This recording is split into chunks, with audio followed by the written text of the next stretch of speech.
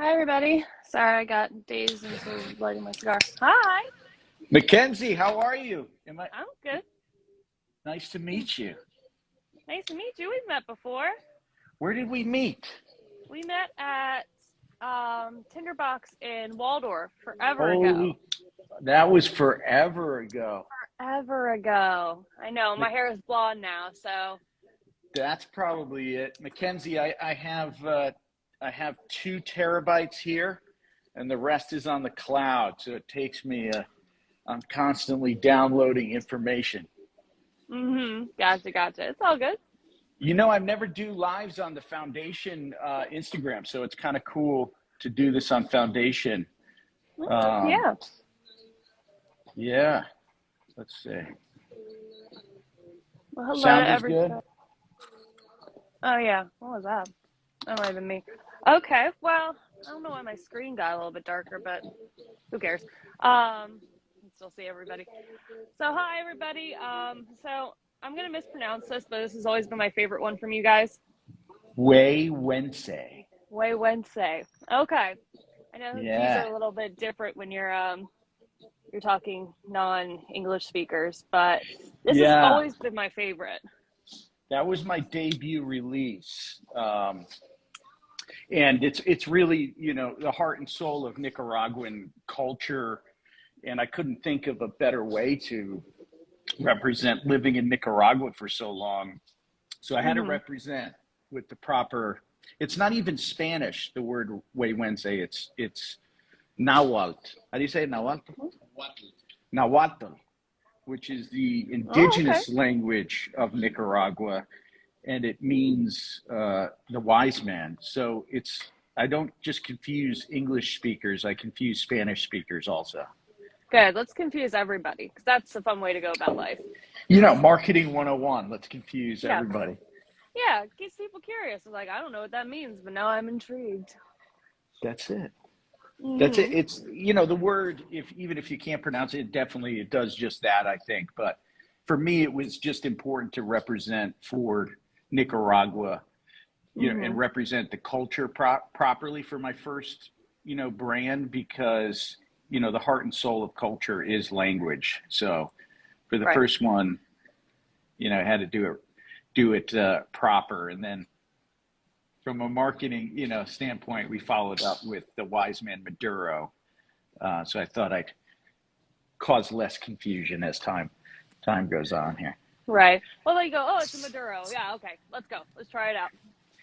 Giddy up. But the use of Corojo tobacco is just one of. I mean, Corojo and Criollo are typically my favorite because I'm a medium bide smoker for the most part. Um, but the way that this is just blended is just such a good example of Corojo tobacco. So like every time I do a pack at work with that are just Corojos, this one always has to be in there because it's such a good representation of it. Cool. Your uh, Mm-hmm. your knowledge of cigars is pretty impressive. I'm Um, just I, a big old nerd. it's good. Yeah, that's how I started. Well, actually, speaking of what got started, what was the inspiration behind starting your company foundation? I had been in the cigar business since '96, and I started running a cigar shop in Connecticut in '96, and then moved here to Nicaragua in '03. I had been down here running a factory for 12 years, and then all of this FDA regulation stuff was getting really sketchy. So I knew if I didn't start my own company, there might be the possibility that I could never start my own company because of the FDA regulations.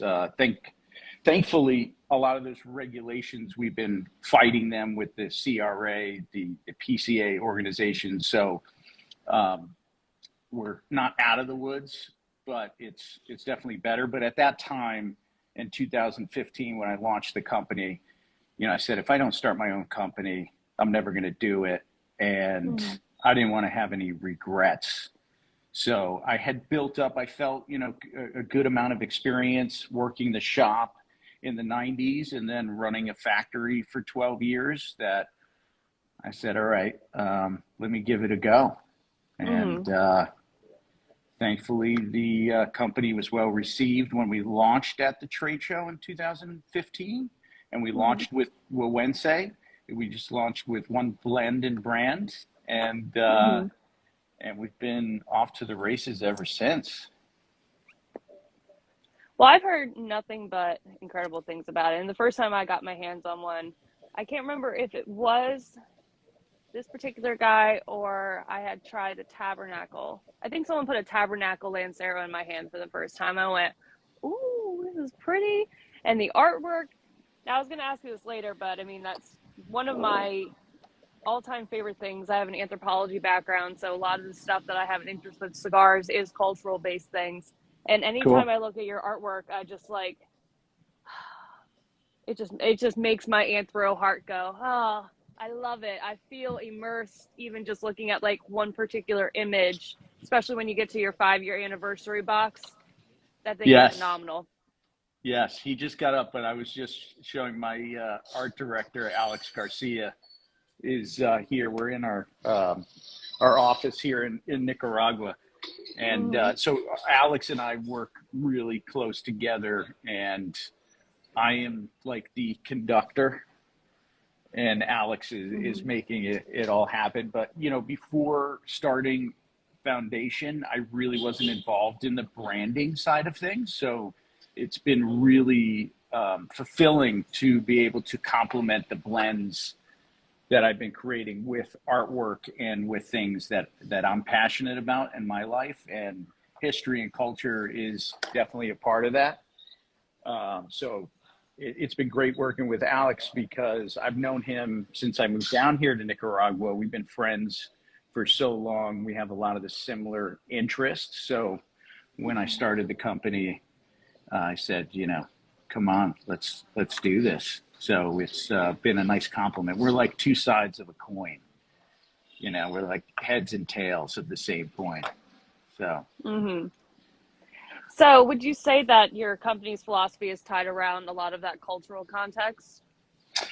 yeah, definitely. Is for me was, I grew in the industry with brands, right? I think our industry throughout the 2000s started with a lot of creation of new things, limited things, but starting the company, I wanted to create brands that I hoped would potentially have have the potential to be in the market for a long time. So I wanted to create core brands, and that was the intent from the beginning, is to create core lines to represent within the humidor, and then also represent in the humidor with the mindset of, okay, so let's say you only have foundation in the humidor. Working a shop, throughout the course of a week, a day, a month, you have all different types of smokers that are coming through the door.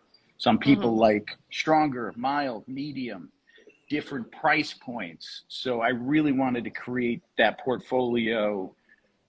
Anybody coming in that door, you could find a blend and a brand for that person. So hence, you have from Charter Oak, blend wise to price point wise to our High Clare Castle. And I think you kind of have everything in between. So that was kind of the intent, was to create brands and build brands, and to build with the retail stores, build with the tobacco shops to create a nice, strong portfolio. Hold on And the one second, portfolio, Mackenzie. I'm sorry. yeah. ¿Puedes cerrar esta puerta? ¿Cómo estamos? ¿Todo bien? Ok. Hablamos. Ya pasaste por... Sorry about that, Mackenzie. You're good, no worries. Yeah, what I love, the versatility of what cigar. I'm sorry, I just keep looking at the ash. It's so beautiful and white. Look Looking at that. good. But there is such versatility in the work that you have. But what is also really nice about it is the uniqueness that comes from each one of the smokes. So where you have your Sandres, where you have your Corojos, where you have your Broadleys, where you have your Habanos. There's enough placements of wrapper choices that are going to be open to everybody, but also with a little bit of a difference to them at the same point. So it's Exactly. very easy to sell your cigars. Very, very, very That's good easy to to sell hear. them. That's good to hear. Yeah. And I think if you learn about them and you know them like you do, yeah, it becomes easy because the quality consistency is there, and they are all different, right? They are different Mm-hmm. tobaccos and completely different blends. You might have some similar wrappers here and there, but the blends are all completely different from different farms, you know. So it's not like you're kind of buying one that's similar to the other or something like that. If that makes sense. Right. Yeah. I mean, you want to have Yeah. some consistency, but if you can have consistency based on the fact that you're always going to produce a unique cigar, it doesn't necessarily have to follow suit that each blend has to be specifically linked together in the way that some other companies like just stylize, Connecticut wrappers or just stylize, Maduros and stuff. I mean, if you can get all of them with a note that you're going to have something interesting going on, that's the point that is the consistent part, not the fact that you have to keep doing the same thing every time you're doing something. Exactly. Well said. Well said. But what tobaccos do you enjoy blending with the most? To be honest, I mean, I love all tobaccos in the sense, people definitely I'm biased to Connecticut broadleaf, right? It's where I'm from. Connecticut being one of the few states in the United States that grows cigar tobacco. I'm very biased in a sense to Connecticut tobaccos. I mean, they're incredible tobaccos, but from just the standpoint of blending or purchasing tobaccos, I always tell people I don't look at tobaccos per se as one is better than the other, or Dominican is better than Nicaragua, or Nicaragua is better than. They're all ingredients, right? You wouldn't say salt is better than pepper. I mean, they both have a rhyme and reason when you're cooking.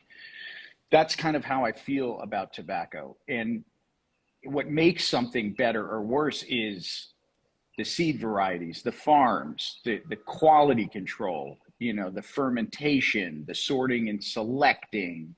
That really determines what makes a tobacco better or worse. But I just love being around tobaccos just in general. Right. There's just something about it. But Connecticut, definitely, if I had to choose, I definitely enjoy working with Connecticut broadleaf, with Nicaraguan fillers. It's at the same time the most challenging, and I don't think people realize how challenging Connecticut broadleaf is. Not just from a standpoint of in the states you're dealing with logistics issues, you're dealing with labor issues, whereas in Nicaragua it's a bit different. But from a standpoint of the plant itself, Connecticut broadleaf, we use it for wrapper binders. It is used for fillers. A lot of times people want broadleaf, of course, as wrapper, but the plant itself, if you look at it in the field, the Connecticut broadleaf plant is more like a filler plant. So if you Yep. look at it, filler plants are shorter. You're in that 4 feet range. They're stockier. They're heavier. That's really Connecticut broadleaf is very similar, and it's much more challenging because the leaves can get very heavy, and the vein structure is much thicker, and you get a lot of breakage in the fields. You're also dealing with a tremendous amount of climate challenges throughout the growing season in Connecticut. And then if you can get through all of that, the challenges of fermentation are crazy. I mean, you're talking years in fermentation piles. The leaf goes through a lot, and you really don't know how much wrapper you have until the end of the journey, which also makes it a challenge as far as planning. Imagine you're planning 2 years out. You're trying to plan production, demand. So it's one of the biggest stresses in my life, but it's one of my favorite tobaccos to work with, definitely. Right. I mean, and definitely having that difference between working with volcanic soils versus glacial is going to make a considerable difference on how you're going to, interact with said tobaccos. Even with, the coastlines that you're working with the Atlantic Ocean versus the Gulf of Mexico, with, the Pacific coming on either sides to create a different type of climate for the area you're working with. I mean, when you're trying to put all of that together and then make a blend make sense while using all of that, has got to be tricky. It's tricky.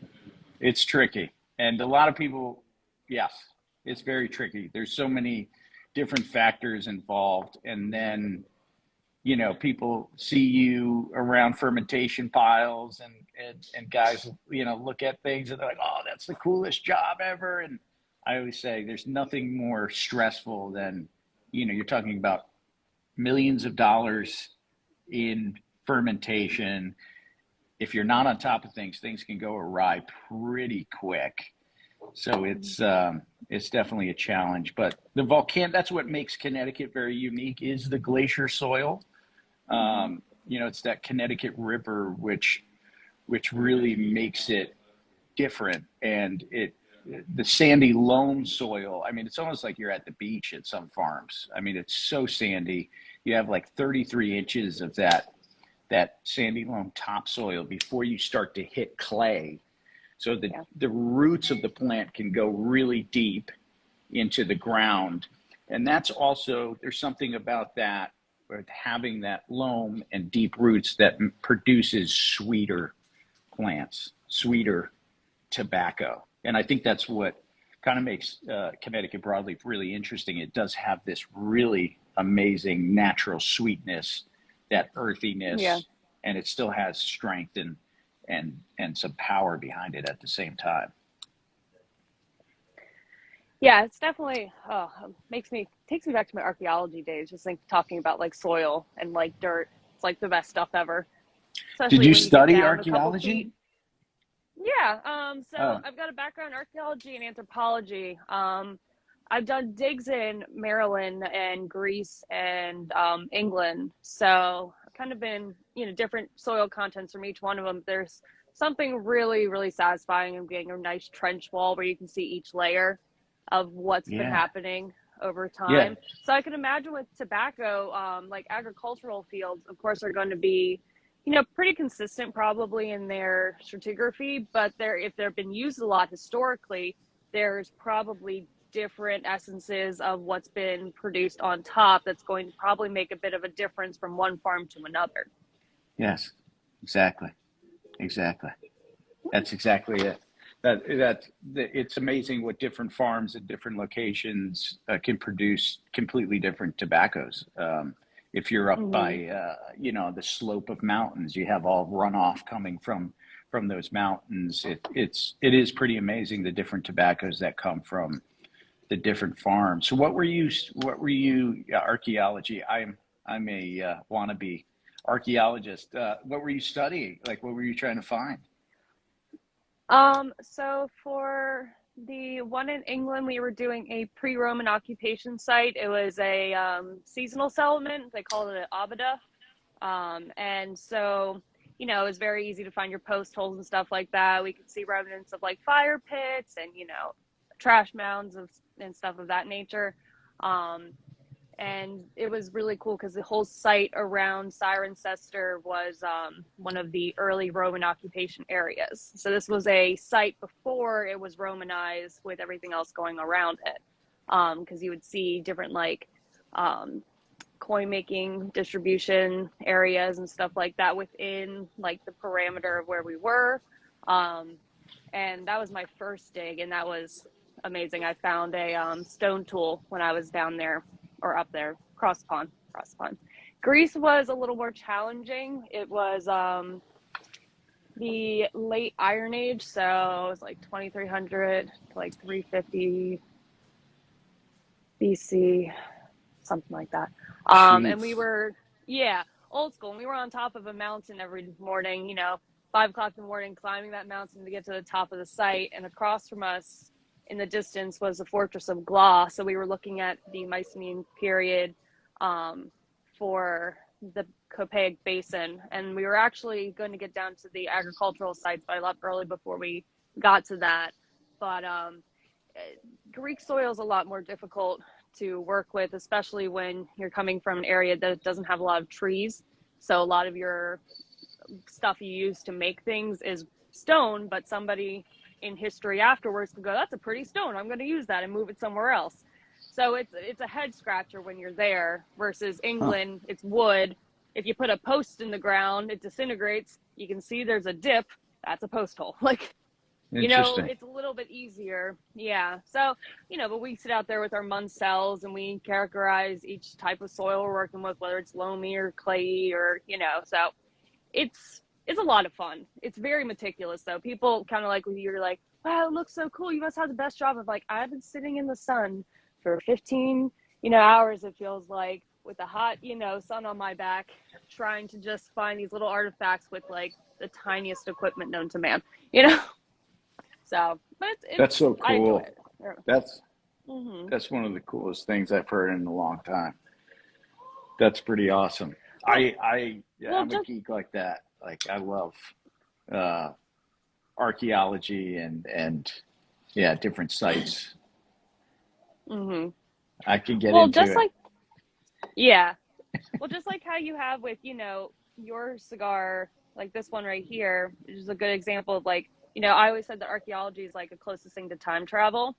And in a way, so is cigars that are so cultural based, because they are kind of like taking you to a time and to a cultural moment when you really have the time to actually think about the history and, the context of what you're smoking and the labor of love and family that comes from all this kinship that has, brought down history, collective knowledge through the years and years to the next generation, to the next one. So, when I get cigars like this, it means more to me than just having a cigar that's got like, oh, we made this because we're goofy, we want to do something like that. It's like, no, we made this choice because we want you to learn something from it at the same point.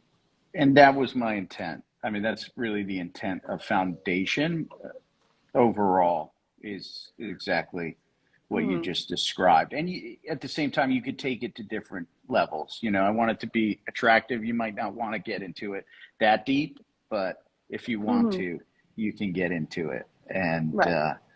to me, it's the bands and boxes are a way to transmit those different messages of history and culture. Yeah, they definitely do. But in that sense, I mean, there has to be a balance between traditionalism and innovation. So where do you find yourself? Do you find yourself struggling maybe towards keeping balance with one over the other, or is it pretty easy to find that balance? I think it comes kind of naturally because I, I have a great team and we all like modern day style art, graffiti, different music, but we have this great respect for the past and different cultures, and not to be cliche, the foundation of why we're even here, Mm-hmm. so I think it comes pretty naturally because we aren't, we're not living in the past, we're here in the moment. So I think it just sort of evolves naturally. And Mm-hmm.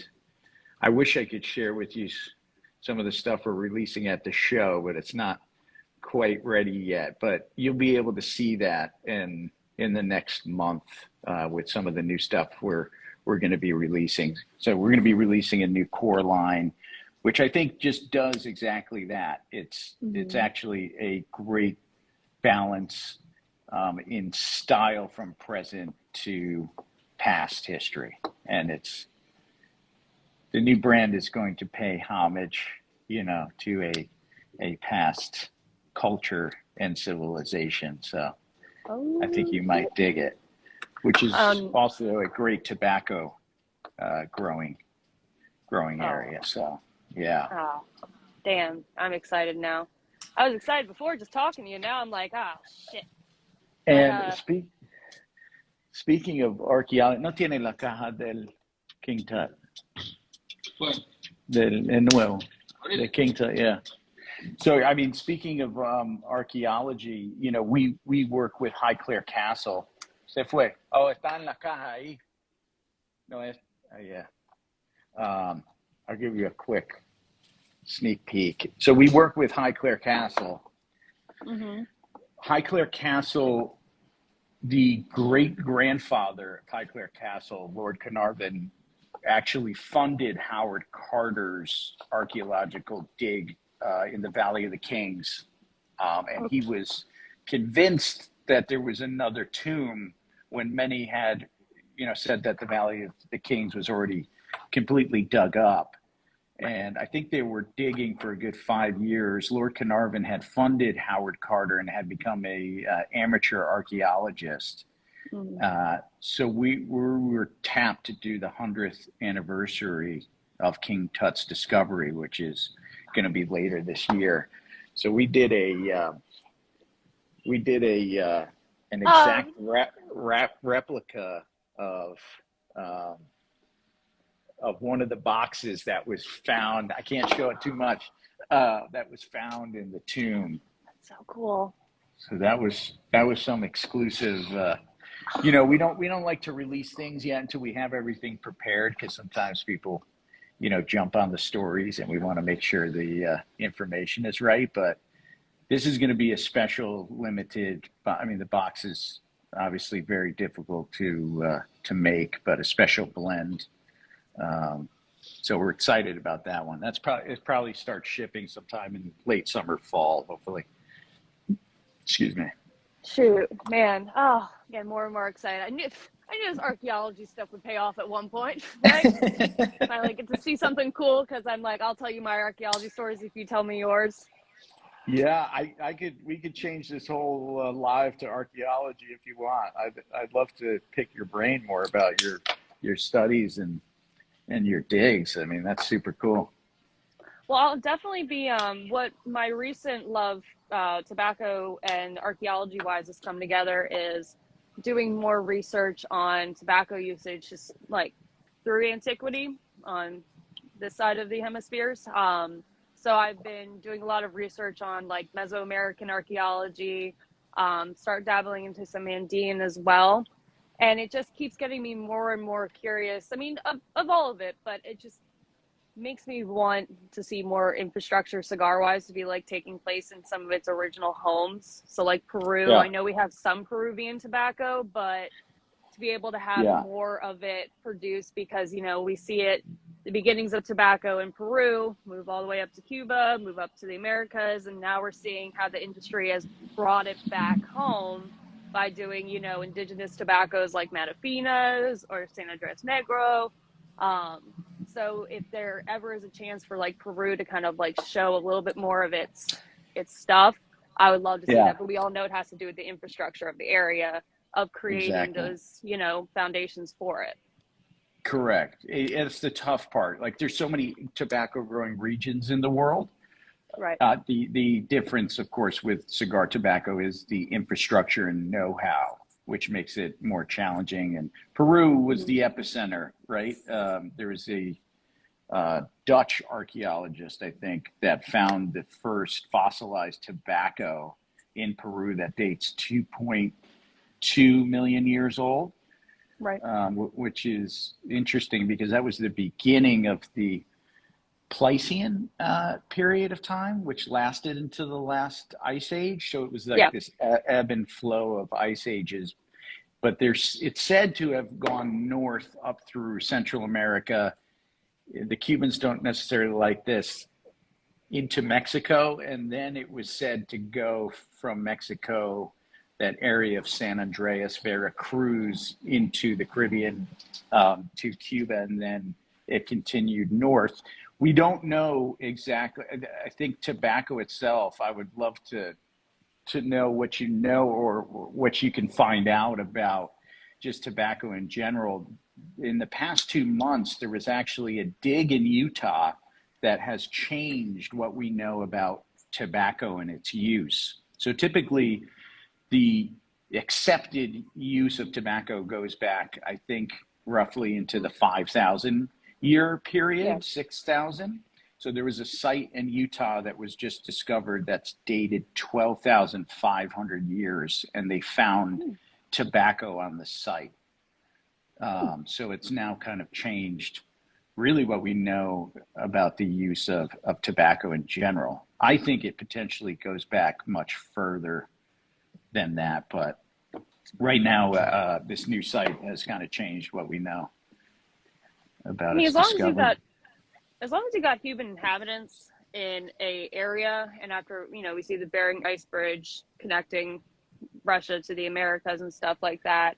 I mean, you have that capability of the mobility of people to be moving you know, goods, as long as continuity of history allows people to be sharing ideas and collecting with each other. And as humans, that's what we do without even Exactly. trying, is wanting Yeah. to make connections, wanting, if it's such a sacred item, then you will be traveling with it to have communal gatherings and bring that as something, as a token for a celebration. So it wouldn't, Yeah.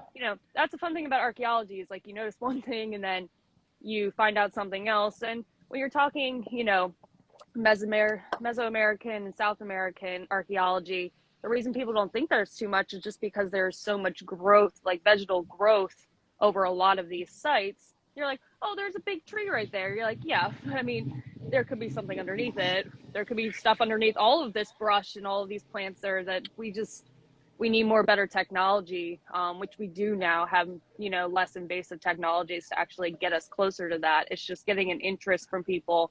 I'm Greek and I'm British, well, Irish, Scottish. So like, you're always going to have people wanting to go to Greece and do digs. You're always going to have people doing like European digs and stuff like that, when they're missing so much history that's actually coming, just on the side of the planet that they're on too. So Exactly. Have you heard of this LiDAR technology? It's like light imaging detection. Yeah, because yeah, they found, especially around Guatemala, there's that area called Tikal, yeah. which they found Mm-hmm. amazing pyramids, and they've flown the LiDAR technology over it and found 60,000. They can see through the jungle, and they found just massive cities. I'd love for that to happen in Nicaragua.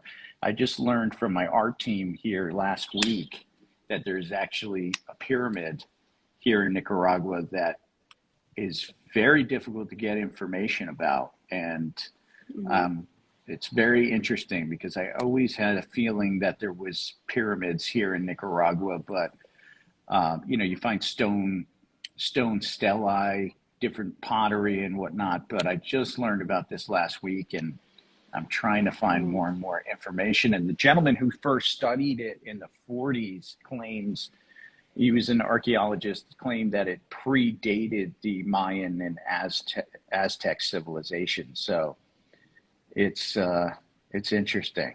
If you ever are Well, bored, I'd love to know what you come up with, because well, I yeah. can't find much information.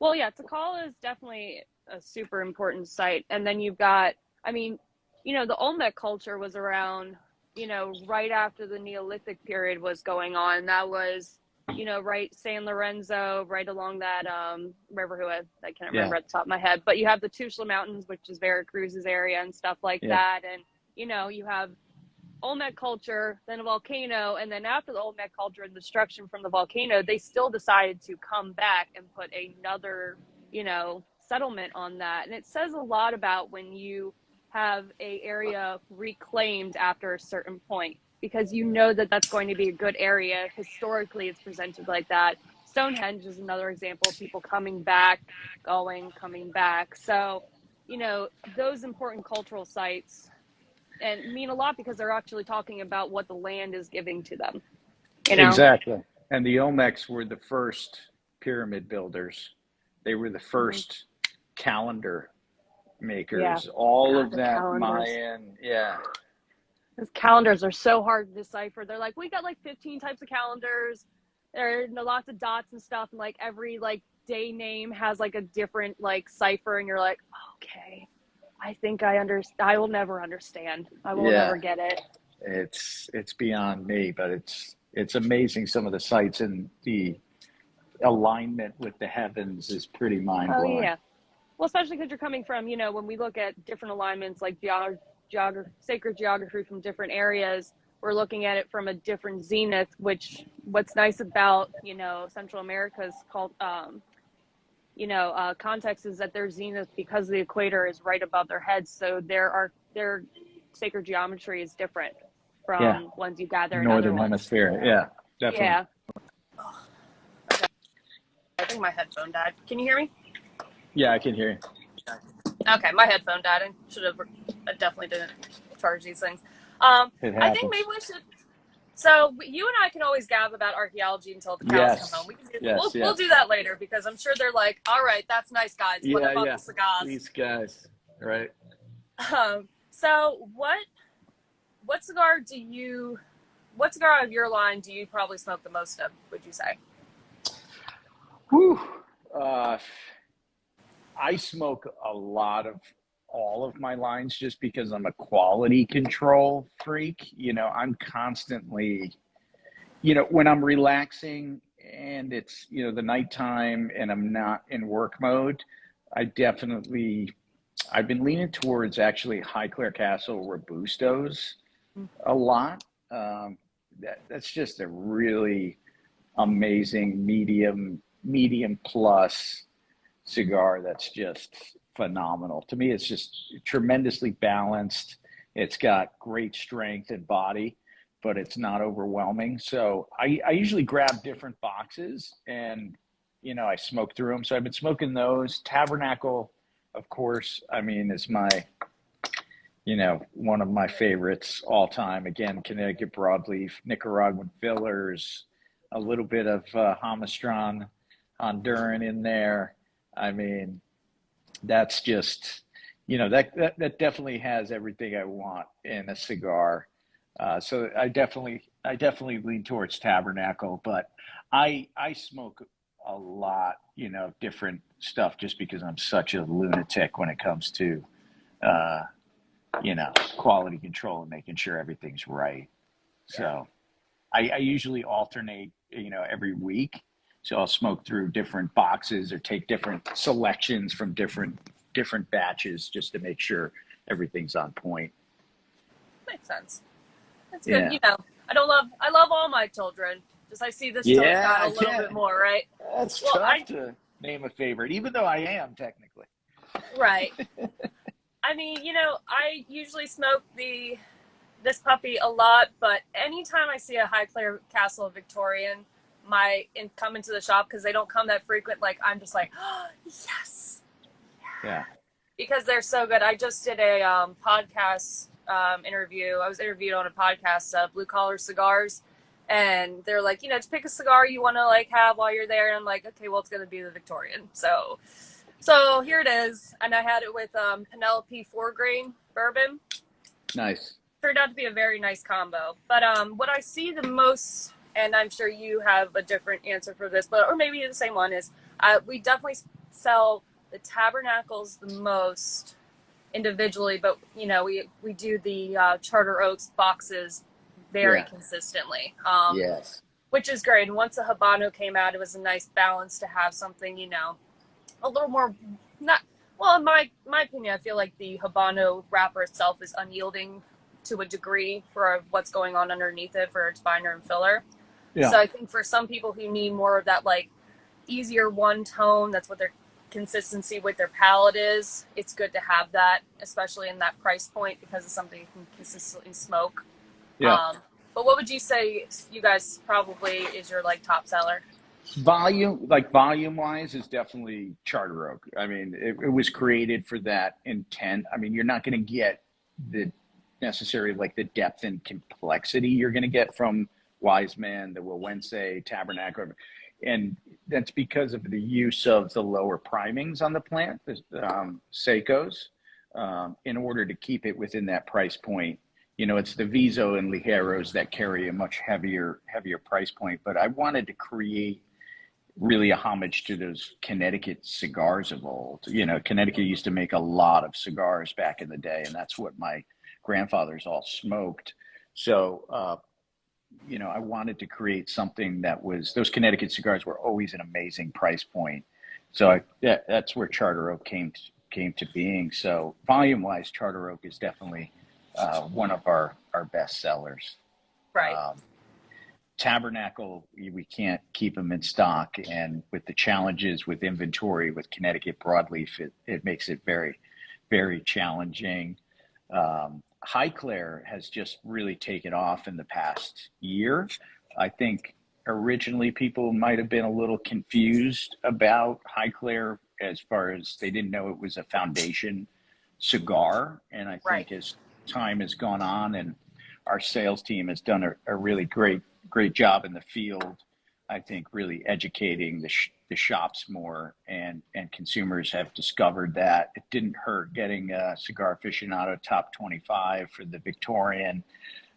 They gave it a good solid 93. So I think that's really helped, and that cigar we can't keep in stock either. Wise Man Maduro, that got number 3 cigar of the year, number 1 consensus cigar. That definitely, it's nice because there's a nice steady, flow of all of the brands, and our infused brand has just been taken off also, the upsetters. So that went through some like 60% growth last year. Yeah. Do you guys still produce I always call it the Menelik, but I don't know if I'm pronouncing that right.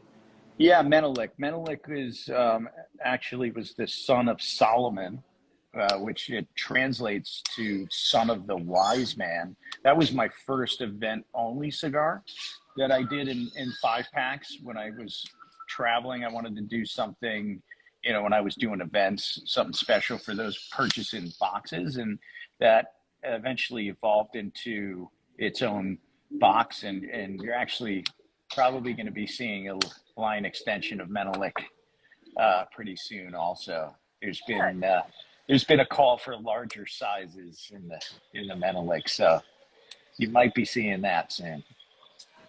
It's a beautiful 12 count box. We do those in really limited quarterly production for, those definitely go to foundation retailers that are supporting kind of foundation as a whole. But we had some inventory. We couldn't keep those in stock. So you should start seeing those kind of flow a little bit more steadily over the next couple of months. Okay. Yeah, that was definitely when I first got into smoking. I'm like, oh, this needs to get in people's hands as quickly as possible. So anytime I see one of my regulars, be like, here you go. Nice. Yeah, if you see them, grab them because they're Right. definitely hard to find. Mm-hmm. Are there any unique techniques you implement in your tobacco growing process? Tobacco growing, or fermentation, the whole line of the creation of said. Yeah, there's some industry trade secrets that I cannot necessarily give away, but I think just in general it comes down to having the funds to have inventory is one. I think that's a lot of times people don't realize, I think, the investments that are needed on this end in order to keep cash flow as very steady. So what happens a lot of times is you have, you need cash flow. So you have all this money and fermentation. So what happens is people tend to start to rush things, right? I mean, in fermentation, everybody's heard this, but slow and steady is really the way to go. Because if you start taking things too fast, you can take fermentation piles up to really high temperatures and get it done a lot quicker.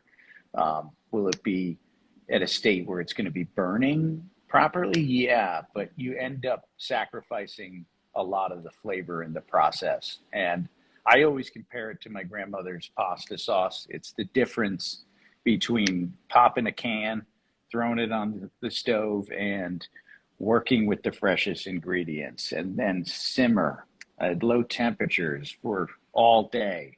And what happens is those low temperatures, once you start turning up that heat, you start losing a lot of the good stuff. Starts evaporating into the elements, and you start losing a lot of that flavor. And from the leaf point, a lot of that oils from the leaf. So it becomes, how are you able to preserve the oils from the leaf without it being, of course, undercured, but also without overcuring it. Because a lot of times people say, oh, it's not ready or it's undercured. A lot of times I see in the industry is it's actually overcured. So the tobacco is taken too long.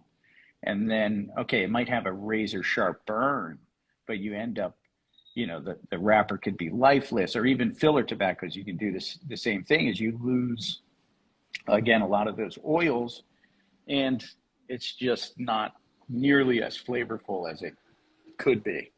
Right.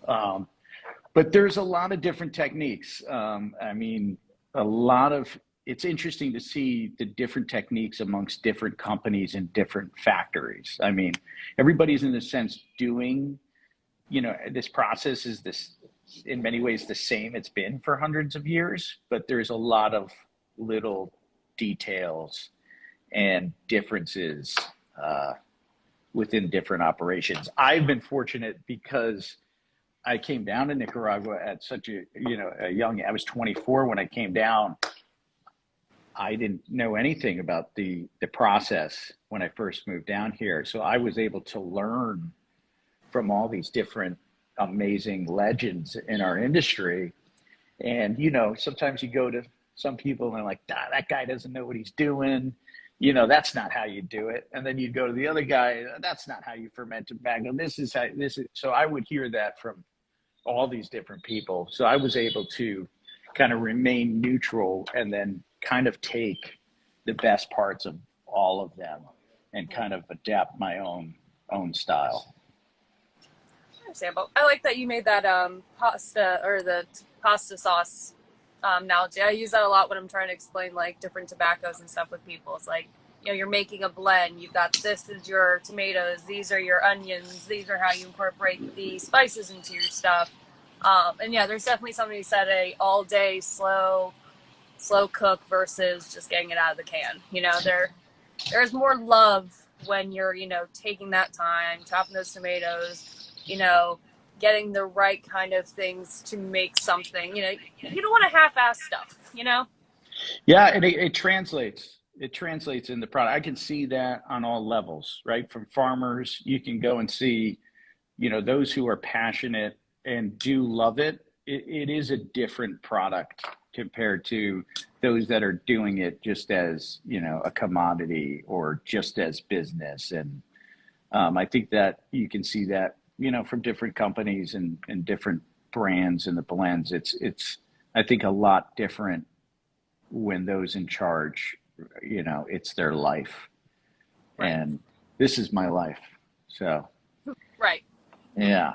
So I want to make sure it's right. And I'm a cigar smoker. So I know, I'm a cigar smoker through and through. So I know what it's like when you buy a cigar and it's not right, or it's not constructed properly, or, everybody works hard and spends their money. So it's, it's a handmade product still. So you're going to have your set of issues here and there, but at the end of the day, I want to make sure everything's right. So it pains me if anybody has an issue, smoking any of my cigars. It's, every quality control or any issues always get to me. It's a standing rule within the company, and then it's addressed, right away with the production floor and quality control. So, right. Especially because nowadays, the typical smoker has become much more knowledgeable about what they're smoking. There's still people who don't care, and that's okay. You don't have to care if you like smoking. Okay, but a lot of people have now just become much more knowledgeable on what they like to smoke, what they've noticed from different kind of blenders.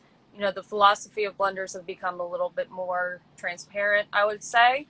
I think that comes a lot from just being like, well, I could either not disclose anything that's going on and leave y'all in the dark, or I could give you everything, out on the table, and you make your choices from that. I think there's a lot more truth when you, provide people. You can't give them all the information. You got your secrets and stuff like that, but when you are able to be like, it's this, this, and this, there's nothing that I got to hide from you. People respect that a little bit more, and they want to become more knowledgeable because people are given the opportunity to be more knowledgeable. It's true.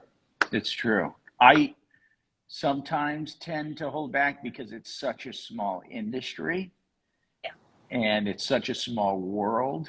So at times, don't want to end up giving anything away to the competitors per se. Not that I'm focused on that stuff really, but it's just such a small world, our industry. But yeah, I think it's cool that people are becoming more knowledgeable. It's amazing to see, those coming into the industry. I think, having someone like you working a store is crucial because that really determines new people in our industry. I think a lot of times the cigar shops are very intimidating. It's like me and wine. I don't know wine that well. If I go into a shop, you're surrounded by thousands of bottles. If you don't have the right person helping you to find the right product, that can determine whether you continue to smoke cigars or not. If you got new people coming into the shop and then you get them, something super strong, then that's what they're going to think cigars are.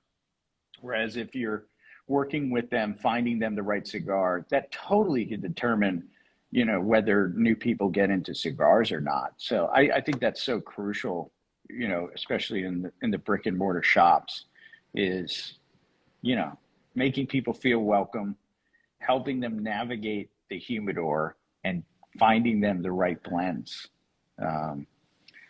So we definitely need more people like you in our industry. Thank you. I think a lot about it is, at least how I talk to people, is making them feel more confident. Let's try the cigar. When you're in, tell me 2 things you liked about it and 2 things you hated about it, because you'll be able to gather something from it. If there's something in particular, like, I really, that spice in the back, it was a little too much for me. Okay, well, this blend had this particular stuff in the filler.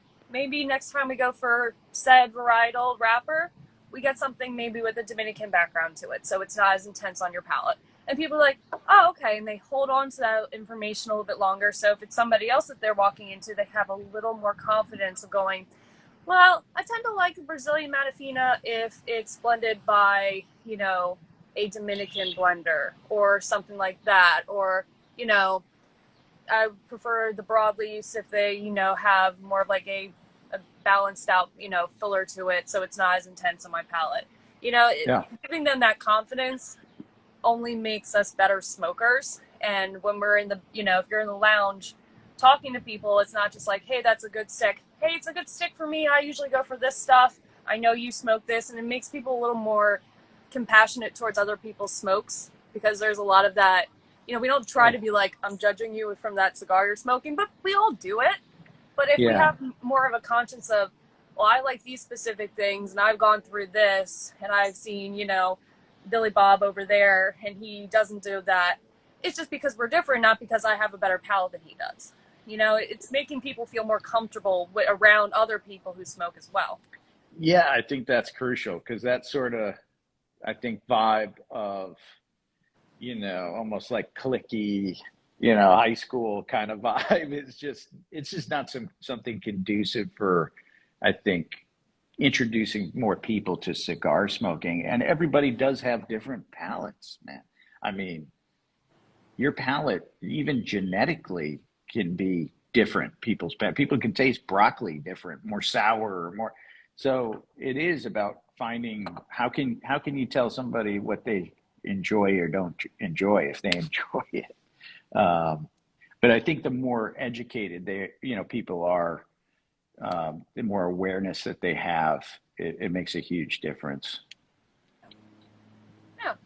Well, I know you said you had an hour, so I won't, keep you longer than do, but maybe we need to have I'll do my research and we'll have another archaeology talk.